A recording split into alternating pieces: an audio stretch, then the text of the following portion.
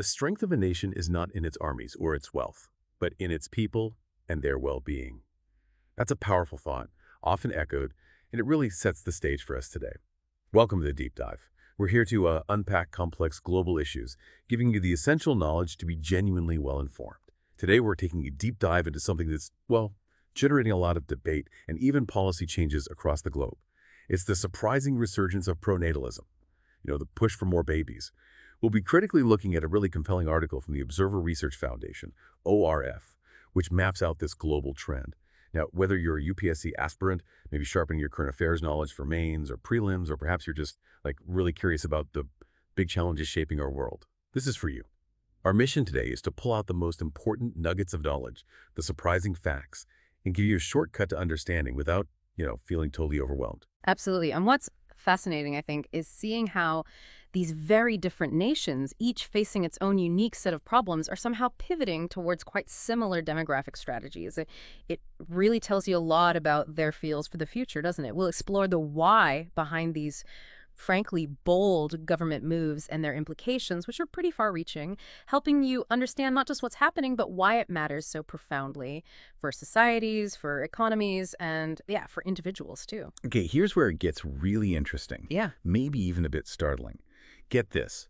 In an extraordinary bid to reverse population decline, authorities in at least 10 Russian regions have actually started paying pregnant schoolgirls. We're talking over 100,000 rubles, which is about 900 pounds, just to encourage them to give birth and raise the child. And this isn't some, fringe local thing. It signals a national emergency as they see it. Public opinion seems split right down the middle.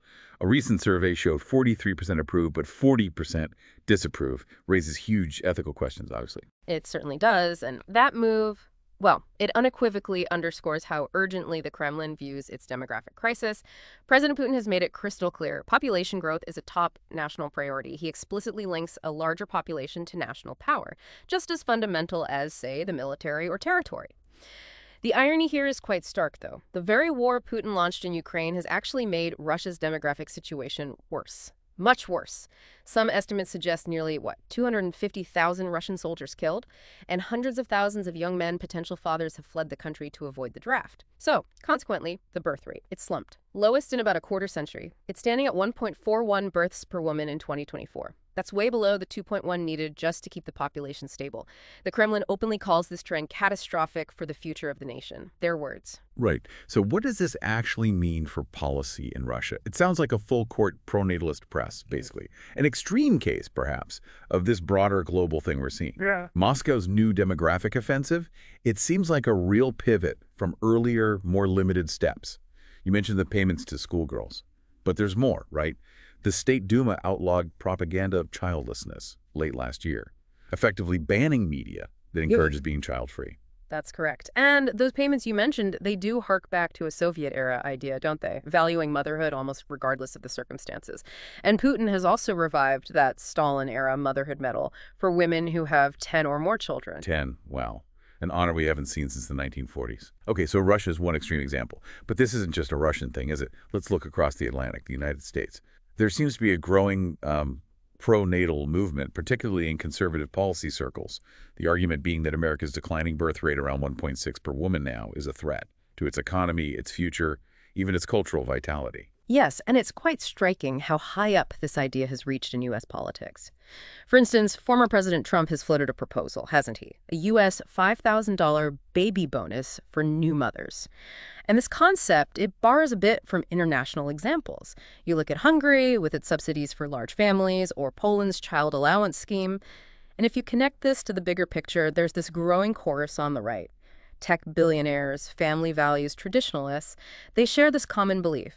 More babies equals a stronger future. Simple as that in their view. Some have even suggested non-monetary things like reserved scholarships for students who are already parents, or even, get this, a national medal of motherhood for women with 6 or more kids, which, as you said, sounds remarkably like Putin's revived medal. So let's zoom out again. What is driving all this? Why this renewed global push for more babies seemingly everywhere? Well, a key driver is definitely the looming specter of aging populations. It's a huge issue.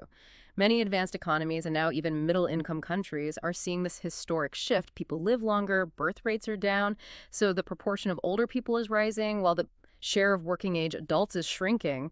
And this imbalance raises a really important question for politicians. They worry. They fear this aging syndrome will just sap economic growth, completely overtax pension funds, swamp healthcare systems, especially in countries with generous social programs or universal healthcare, right? Fewer people paying in per retiree. That looks like a death knell for funding those benefits. Makes sense. And you see specific national fears, too. Russia's elite worry a smaller next generation means fewer soldiers, fewer workers. American conservatives worry a demographic deficit weakens the U.S. against rivals like China. And these aren't just abstract fears. Japan, some European nations, they're already dealing with labor shortages, out-of-control pension costs. It's happening now. Okay, those are serious concerns. Yeah. But is the only answer just pushing relentlessly for more babies? Our sources suggest there might be other ways to look at this. Exactly. There's this really interesting idea gaining traction among economists that societies can learn to cope with aging, maybe even turn it into a silver dividend. The thinking is an aging society could actually benefit economically and socially if older people stay active participants. Longer, healthier lives could mean longer working lives, maybe more experienced mentor available, a whole silver economy catering to older people. A silver dividend. I like the sound of that. But, and this is crucial, realizing that dividend needs serious investment in health, adult education, age-friendly cities, and workplaces. Japan is a fascinating example here. Their elder care policies really try to integrate older people into community life, part-time work. They have established pension systems, too.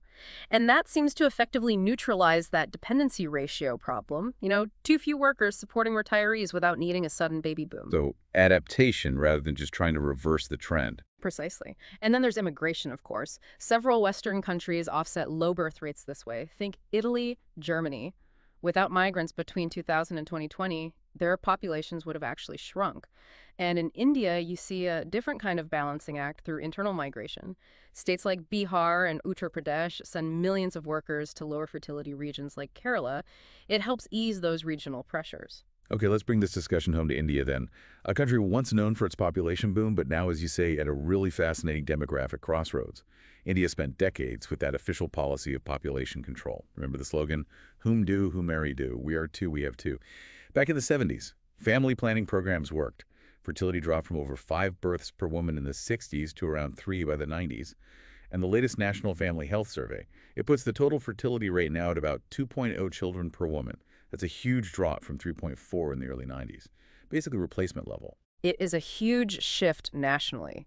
But that national average, it hides enormous regional differences. That's really key in India. Many southern and coastal states, they have European-level fertility now, around 1.7 or even lower. Meanwhile, some northern states, like Bihar, are still up around 3.0.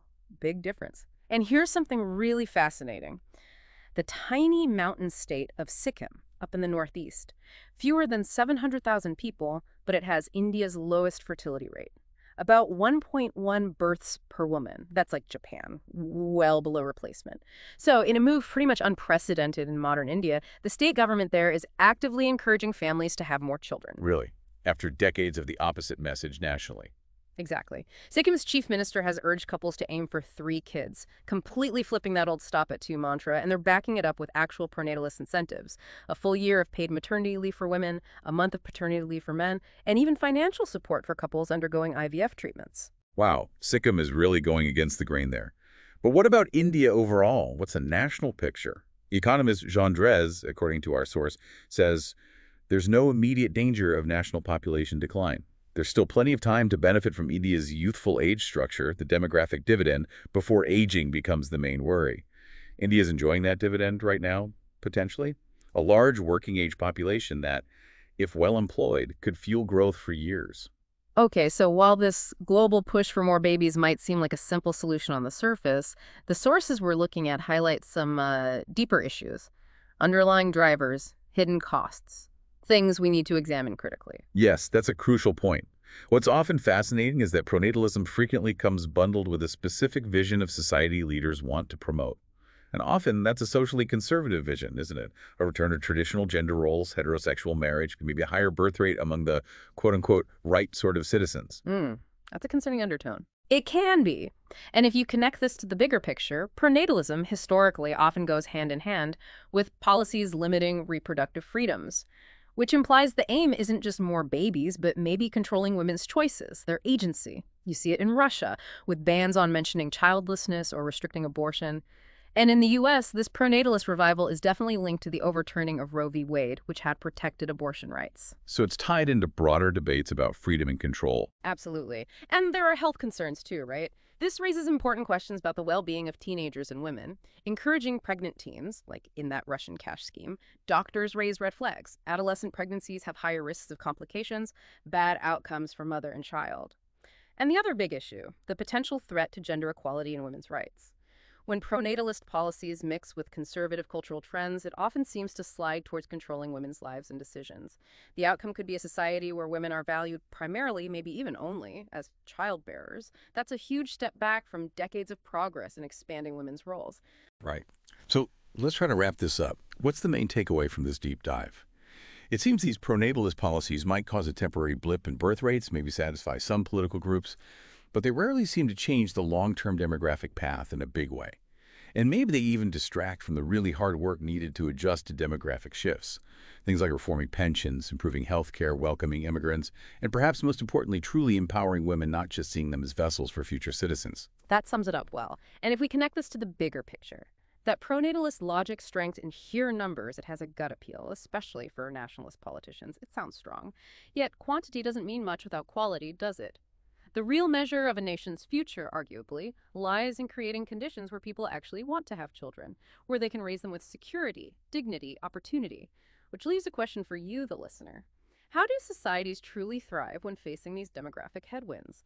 Maybe it's only by strengthening the foundations for family life in its broadest sense and valuing everyone, women and men, as much more than just reproductive instruments. We really hope this deep dive gave you some critical insights and plenty to think about. Whether you're studying for UPSC exams, this is definitely a current and important topic, relevant for prelims and mains, or you're just curious about the big shifts shaping our world. It matters for every informed citizen. If you found this discussion valuable, please do take a second to like, subscribe, maybe comment below with your questions or thoughts.